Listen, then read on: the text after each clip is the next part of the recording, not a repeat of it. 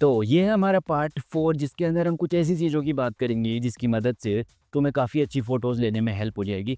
तुम बाकी सारी चीज़ें चाहे भूल जाना, लेकिन ये 5 चीज़ें हमेशा अपने दिमाग के अंदर रखना। जब भी तुम फ़ोटो लेने जाओ या अगर फ़ोटो लेने की सोच भी रही हो तो ये पाँचों चीज़ें तुम्हारे दिमाग के अंदर आ जानी चाहिए हाथों हाथ। इनकी मदद से तुम्हारे पास चाहे जो मोबाइल हो तुम उससे अच्छी फ़ोटोज़ निकालने के काबिल बन जाओगे। और क्रिएटिविटी तभी बाहर निकल के आती है जब हम थोड़े बहुत लिमिटेशंस में होते हैं। तुम्हारे पास में जो डिवाइस तुम्हारे पास में अभी हो, मैं मानता हूँ अभी कोई अच्छा डिवाइस तुम्हारे पास में नहीं होगा, तो भी अगर तुम अच्छी फ़ोटोज़ निकाल पाओगे, तुम इन पॉइंट्स को समझ जाते हो तो।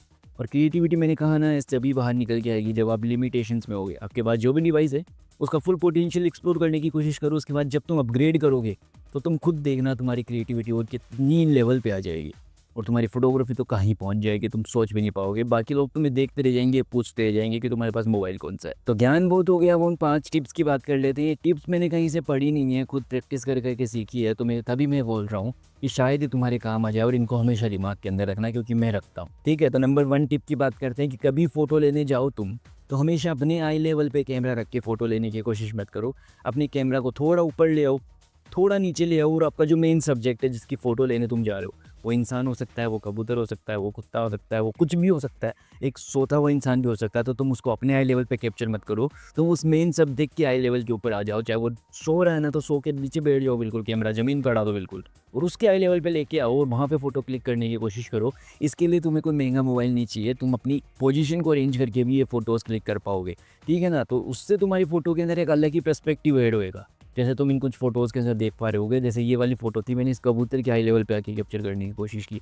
जबकि मैं इस लड़की के हाई लेवल पे भी कैप्चर कर सकता था, लेकिन मेरे को थोड़ा यूनिक पर्सपेक्टिव चाहिए था, इन कबूतर का पर्सपेक्टिव चाहिए था, तो मैं उनके हाई लेवल के ऊपर आया।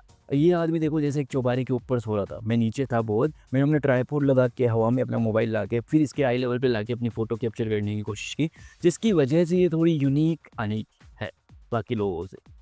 एंड नेक्स्ट, हमेशा आई लेवल पे ही सेटल मत हो जाना। अगर मैंने आई लेवल बोला है तो तुम वहीं आई लेवल पे सेटल हो जाओ। तो नेक्स्ट पॉइंट में इसी बारे में बताने वाला हूँ कि अपने मेन सब्जेक्ट के आई लेवल से अगर तुम ऊपर जाके फ़ोटो लोगे, अपने मेन सब्जेक्ट के आई लेवल से बोला, अगर उससे ऊपर जाके फ़ोटो लोगे तो तुम हाई एंगल शॉट भी एक्सप्लोर कर सकते हो।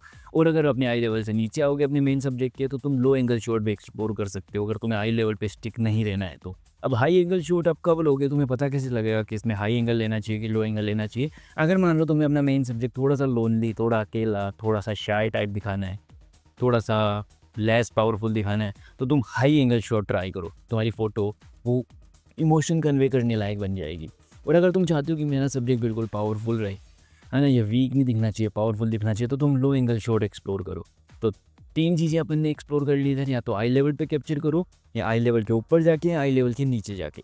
ये तीनों चीज़ों को तुम यूज़ करने लगोगे तो तुम्हें इनका फ़ायदा पता लग जाएगा। बाकी मैंने तुम्हें बता ही दिया है कि इनको कब कैसे यूज़ करना है, जिसकी मदद से तुम इनको यूज़ करने लायक हो जाओ, ताकि तुम्हें सोचना नहीं पड़े, बस डायरेक्ट फ़ोटो लेनी पड़े कि मुझे यहाँ पे स्ट्रॉन्ग दिखाना है तो लो एंगल जाना है, वीक दिखाना है तो हाई एंगल जाना है, और मेरे को कोई इमोशन कन्वे नहीं करना है, न्यूट्रल रखना है, तो मैं उसके हाई लेवल पे आ जाऊँगा। तो अब हम बात करते हैं पॉइंट नंबर 3 की, कि तुम्हें हमेशा रूल ऑफ 3 को अपने दिमाग में रखना चाहिए। रूल ऑफ 3 का मतलब होता है कि इसके अकॉर्डिंग 3 कोर एलिमेंट्स होते हैं हमारी फ़ोटो के, foreground, middle ground and background. और 2 हमेशा हमारी फ़ोटो के अंदर आएँगे, चाहे तुम कैसे भी फ़ोटो क्लिक करना है। ऐसे में अगर मोबाइल उठा के क्लिक कर लूँगा ना, तो भी 2 एलिमेंट हमारे मोबाइल के अंदर, हमारी फ़ोटो के अंदर हमेशा आएँगे, बैकग्राउंड एंड मिडल ग्राउंड।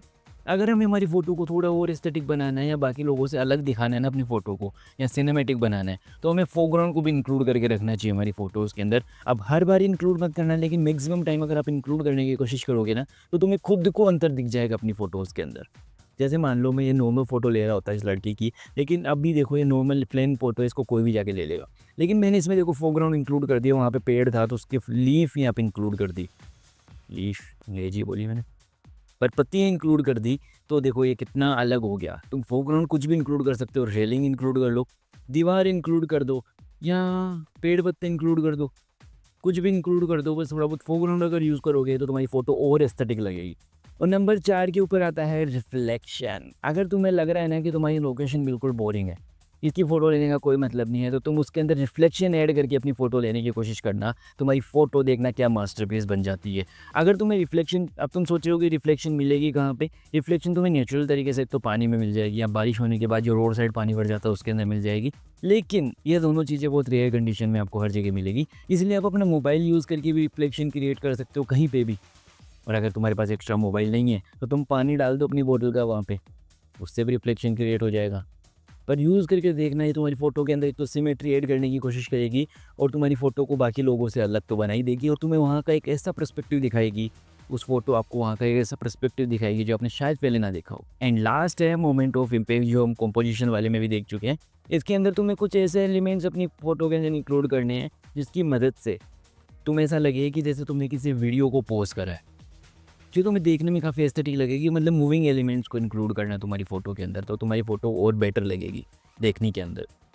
ये कुछ पॉइंट्स थे, तुम्हें फ़ोटो खींचते टाइम इनको हमेशा दिमाग में रखना है, ताकि कोई मैं तुम्हें दिखाऊंगा जब अभी इसके बाद ये चल रहे हैं ना ऑन ग्राउंड, हाँ इसके बाद मैं तुम्हें दिखाऊंगा कि ये सारी चीज़ें तुम्हें कैसे हेल्प करेगी। एक ही फ़ोटो के और एक ही लोकेशन के और एक ही जगह के अलग अलग पर्सपेक्टिव दिखाएगी तुमको। अगर मैं आई लेवल पे कैप्चर करूँगा तो फ़ोटो बिल्कुल अलग आएगी, हाई एंगल से कैप्चर करूँगा फ़ोटो बिल्कुल अलग आएगी और लो एंगल से तो बिल्कुल अलग आएगी। लाइटिंग चेंज करते ही सारा सिस्टम चेंज हो जाएगा। ये सारी चीज़ें मैं तुम्हें दिखाता हूँ। अभी चलते हैं ग्राउंड, आ जाओ।